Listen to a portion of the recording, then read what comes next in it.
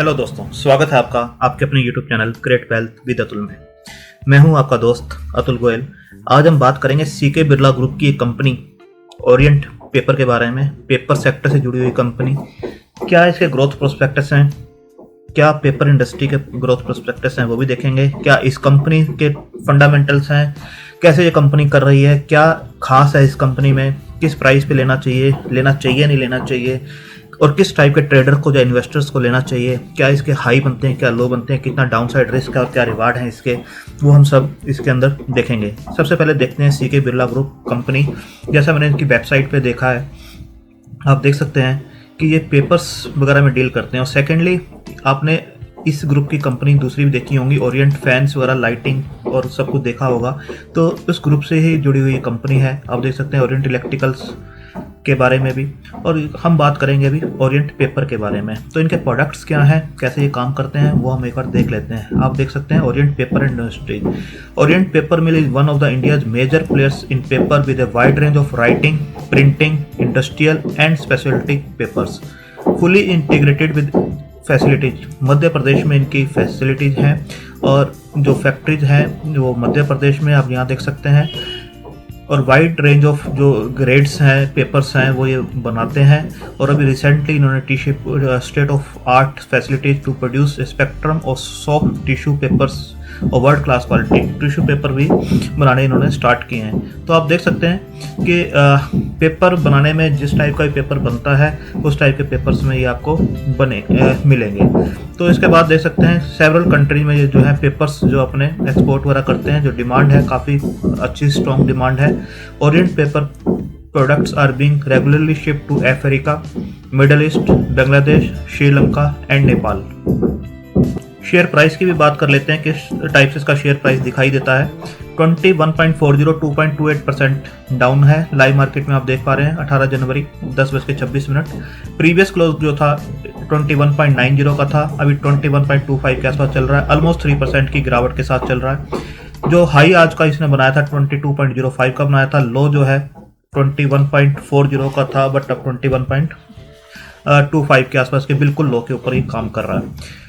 5 day का देखेंगे तो आप देख सकते हैं 23 का एक हाई था, और अभी जो लो बनाया है 21.25 का, अभी इसने रिसेंट बनाया है। अगर 1 मंथ का भी आप देखेंगे तो 21 के आसपास ये था, और अभी भी 21 के आसपास ये मिल रहा है। 6 मंथ का देखेंगे तो 19 रुपये का एक मूवमेंट जरूर था, और जो डाउन था वो 16 रुपीज़ का था।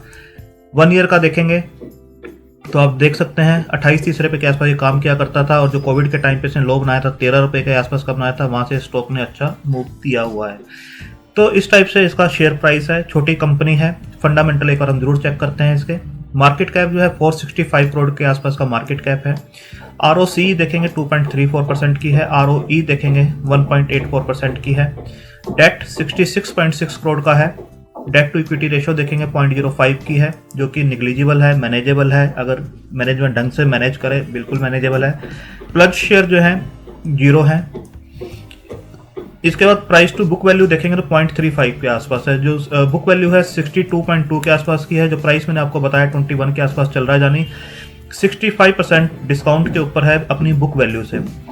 52 वीक हाई 29 का है, और जो लो है 11.6 के आसपास का है। अभी शेयर जो है 21 के आसपास काम कर रहा है, जैसे मैंने आपको बताया।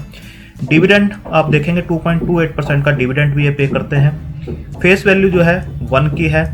तो आप रेशो देखेंगे तो रिसेंट में जो EPS है इनकी वो नेगेटिव में जरूर नज़र आ रही है, क्योंकि अभी हम रिजल्ट्स पे भी बात करेंगे किस लिए ये नेगेटिव में है। तो आप देख सकते हैं इस टाइप की कंपनी का फंडामेंटल है। एक तो डेट काफ़ी कम है। कोई भी शेयर प्रमोटर का शेयर होल्डिंग भी देखेंगे कितनी है, कोई भी शेयर इसके अंदर प्लज नहीं है। रेशो दोनों आपको पॉजिटिव नजर आएंगी। छोटी कंपनी है, बिल्कुल अपनी बुक वैल्यू से काफ़ी नीचे काम करते हुए नजर आ रही है, और डिविडेंड जो है इसका पे करते हैं तो पॉजिटिव नजर आ रहा है। अगर 200 DMA की बात करें तो 200 DMA से ऊपर ये स्टॉक आपको काम करते हुए नजर आ रहा है। 18 को जब इसने क्रॉस किया था 19 नवंबर को, तो उसके बाद से ये ऊपर बना हुआ है। अगर हम बात करें क्वार्टर ऑन क्वार्टर रिजल्ट्स की, तो सेल्स जो 169 करोड़ की हुआ करती थी 2017 में, वो रिड्यूस जरूर हुई है। यहाँ पर जरूर कोविड का इफेक्ट नज़र आएगा आपको। तो उससे पहले आप देखेंगे तो एक रेंज के अंदर ही आपको 150-160 के आसपास मिला करती थी, और बीच में 198 तक भी गई है। तो जैसे जैसे रिकवर होगा, जैसे अभी 81 थी जून क्वार्टर में, उसके बाद 90 तक भी ये गई है। ओपीएम देखेंगे तो 15% के आसपास जो हुआ करते थे अभी -18% के आसपास है। उससे पहले देखेंगे ओपीएम भी आपको अच्छे मिलेंगे, बट ये 3 क्वार्टर के जो है ड्यू टू कोविड काफ़ी माइनस में इनके गए हैं। रिजल्ट्स देखेंगे 10 करोड़ के आसपास के जो हुआ करते थे अभी -15 में है। इन 3 क्वार्टर्स को आप छोड़ दें तो बाकी रिजल्ट्स आप देखेंगे कि सभी पॉजिटिव में आपको दिखाई देंगे। तो यहाँ पर जरूर कोविड का इम्पैक्ट इनके ऊपर जो है दिखाई दे रहा है, या तो एक्सपोर्ट की वजह से है, या कोई इंडस्ट्री स्कूल्स वगैरह जो है बंद है, ऑफिस बंद है, उसकी वजह से जो पेपर इंडस्ट्री है जो थोड़ा सा डाउन ट्रेंड में है, जरूर आपको यहाँ पर डाउन दिखाई दे रहे हैं रिजल्ट्स। अदरवाइज सभी क्वार्टर्स में इन्होंने पॉजिटिव रिजल्ट्स उससे पहले दिए थे। अगर 2009 से आप बात करें तो 1500 करोड़ की जो सेल्स हुआ करती थी, अभी जो है सेल्स 607 के आसपास की है। ओपीएम 26% के हुआ करते थे, अभी जो है आपको 8% के आसपास मिल रहे हैं। प्रॉफिट जो थे 200 करोड़ के आसपास हुआ करता था, मार्च में जो है 20 करोड़ के आसपास का दिया है। आप देखेंगे कि एक दो ईयर्स को छोड़ के बाकी सब जगह इन्होंने पॉजिटिव रिजल्ट ही दिए हैं, तो ये एक अच्छा साइन है। पहले जो था आप देखेंगे इंटरेस्ट बर्डन इनके ऊपर काफ़ी ज़्यादा थी, यहाँ तक आप देखेंगे तो उसके बाद इंटरेस्ट बर्डन भी रिड्यूस होती हुई आपको दिखाई दे रही है। अदर इनकम भी इनकी इंक्रीज हो रही है, आप यहाँ देख सकते हैं अदर इनकम से भी इंक्रीज होती हुई आपको दिखाई दे रही है।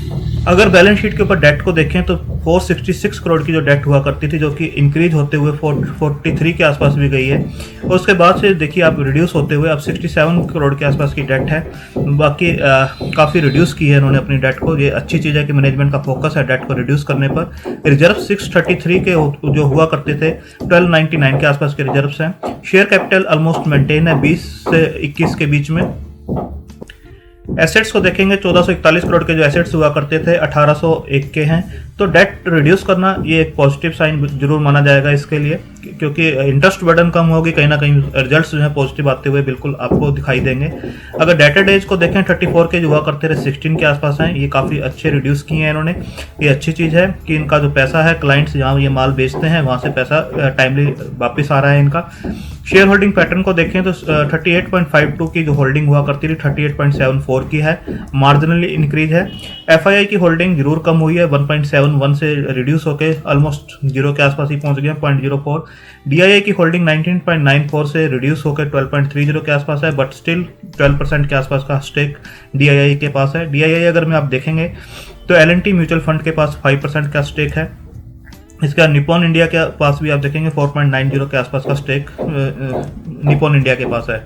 गवर्नमेंट 0 है, और पब्लिक होल्डिंग के आसपास देखेंगे तो आप देखेंगे 48.92 जरूर है, बट काफ़ी स्ट्रॉन्ग हाथों में भी इनके शेयर्स आपको नजर आएंगे।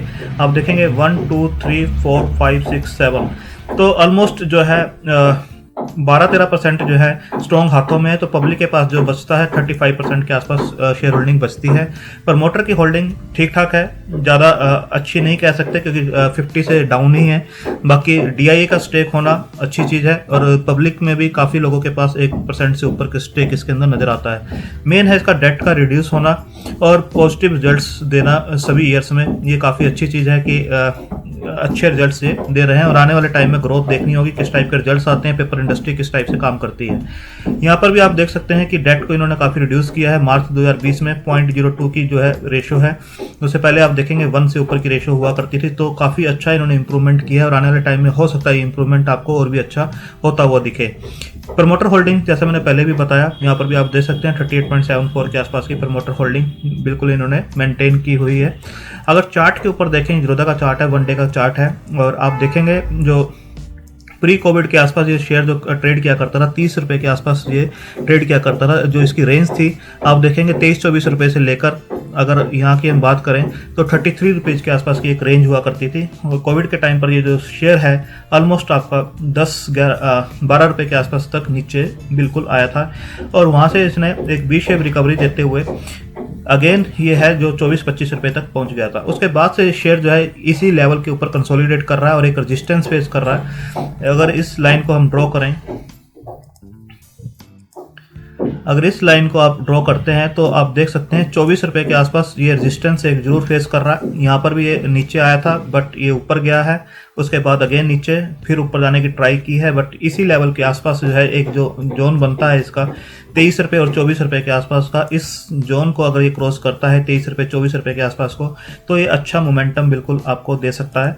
और डाउन साइड अगर रिस्क देखें तो ये डाउन साइड जो इसने अभी रिसेंट बनाया है और उससे पहले भी बनाया है, इसने जो सपोर्ट लिया था आप देख सकते हैं, इस लेवल से रिजेक्ट हुआ, इस लेवल पे इसने सपोर्ट लिया, फिर ऊपर जाने की ट्राई की, फिर नीचे आकर इसने इसी लेवल पे सपोर्ट लिया है जो कि 16 रुपये के आसपास का एक सपोर्ट बनता है, और अगेन ये ऊपर गया है। अगर यहाँ पर ये शेयर आपको 16 रुपये के आसपास या 17 रुपये के आसपास किसी भी जोन के अंदर मिल जाता है तो डाउन साइड रिस्क काफ़ी कम हो सकता है, और अप साइड जो है आपको अगर 24 रुपये पे भी आप बेचते हैं 16 रुपये पे लेने के बाद तो आपको 50% रिटर्न मिलता है। और अगर ये इस लेवल को ब्रेक करता है तो आप देख सकते हैं कि ये शेयर जो है आपको 29-30 रुपये के आसपास भी जाता हुआ इजीली दिखाई देगा और 33 को भी टच कर सकता है। तो काफ़ी टाइम से ये इस रेंज के अंदर कंसोलिडेट कर रहा है, आप देख सकते हैं काफ़ी टाइम से इसी रेंज के अंदर कंसोलिडेट कर रहा है। और अगर ये इस रेंज को ब्रेक करता है, किसी भी अगर कोई पॉजिटिव रिजल्ट्स देता है, या कोई पॉजिटिव न्यूज़ आती है, या बजट से रिलेटेड कुछ न्यूज़ आती है, सेक्टर से रिलेटेड कुछ अच्छी न्यूज़ आती है, तो बिल्कुल ये शेयर जो है अगर इस रेंज को ब्रेक करता है 23-24 रुपये के आसपास की जो रेंज इसकी है, रेजिस्टेंस जो है इसको ब्रेक करता है, तो बिल्कुल आपको 30 से 33 रुपये तक भी ये स्टॉक जो है जाता हुआ नजर आएगा। और अगर निफ्टी करेक्ट करता है किसी भी न्यूज़ के ऊपर, या फिर स्मॉल कैप इंडेक्स करेक्ट करता है, या कंपनी की जो रिजल्ट्स अच्छे नहीं आते हैं और नीचे आता है ये, तो बिल्कुल आपको ये स्टॉक जो है थोड़ा बहुत नीचे आता हुआ नजर आएगा। और जितना आप डिप के ऊपर आप इसे लेते हैं तो आपके रिटर्न्स अच्छे होने के चांसेस बिल्कुल हैं, क्योंकि अभी ये रेजिस्टेंस जोन के आसपास है, तो इसे इस टाइप पे नहीं लेना चाहिए, या तो रेजिस्टेंस को ये ब्रेक करे उसके ऊपर लेना चाहिए ताकि अच्छा मोमेंटम दे। और अगर ये स्टॉक नीचे आता है तो बिल्कुल इसे नीचे लेना चाहिए ताकि डाउन साइड रिस्क कम हो जाए, और हम रेजिस्टेंस के आसपास भी बेचते हैं तो अच्छा रिटर्न हमें मिल सकता है। एक और इसके डिविडेंड को भी हम देख लेते हैं किस टाइप से डिविडेंड पे करता है। 2018 में आप देखिए 100% का एक डिविडेंड पे किया था, 2019 में भी 110% के आसपास इन्होंने डिविडेंड पे किया है, 2 बार पे किया है, 2018 में 2 बार किया है, 2019 में, और 2020 में इन्होंने एक बार पे किया है, 50% के आसपास का डिविडेंड पे किया। तो रेगुलर डिविडेंड्स भी ये पे कर रहे हैं। डिविडेंड जो पे करते हैं, जो फेस वैल्यू है, जैसे मैंने आपको पहले भी बताया, जो फेस वैल्यू है 1 के ऊपर ये डिविडेंड पे करते हैं, तो डिविडेंड भी ये पे करते हैं। अगर ये स्टॉक आपको 16-17 रुपये के आसपास मिल जाता है, एक रो को बॉटम प्राइस होगा, यहाँ पे डाउन साइड रिस्क बहुत कम हो जाएगा, और अप साइड रिस्क आपको ये पैसा डबल भी करके दे सकता है, 50% तो दे ही सकता है, तो और डबल के चांसेस ज़्यादा रहेंगे। तो अभी स्टॉक जो है 21 रुपये के आसपास काम कर रहा है। अगर कोई भी डिप इसके अंदर आता है बिल्कुल इसे कंसिडर कर सकते हैं, बट सभी का जो होता है रिस्क प्रोफाइल अलग अलग होता है। आप अपने फाइनेंशियल एडवाइजर से डिस्कस करने के बाद ही, क्योंकि आपका क्या रिस्क प्रोफाइल है नहीं पता है मुझे, तो आप अपने रिस्क प्रोफाइल के हिसाब से, होल्डिंग पीरियड के हिसाब से अपने फाइनेंशियल एडवाइजर से डिस्कस करने के बाद ही स्टॉक को कंसिडर करें, क्योंकि काफ़ी लंबे टाइम तक ये स्टॉक होते हैं, एक ही रेंज के अंदर चलते हैं, फ्रस्ट्रेट भी करते हैं, और सही अगर एंट्री आप लेते हैं तो अच्छे रिटर्न्स आपको बना के दे सकता है, और गलत एंट्री करते हैं तो आप स्टक भी हो सकते हैं। आपको रेजिस्टेंस जोन के आसपास कभी भी किसी शेयर को नहीं लेना चाहिए, सपोर्ट जोन के आसपास लीजिए, बाइंग जोन में लीजिए, और रेजिस्टेंस जोन के आसपास इसे बेचना चाहिए। तो आप अपने फाइनेंशियल एडवाइजर से डिस्कस करने के बाद इसके अंदर कोई एंट्री लें। थैंक यू, धन्यवाद।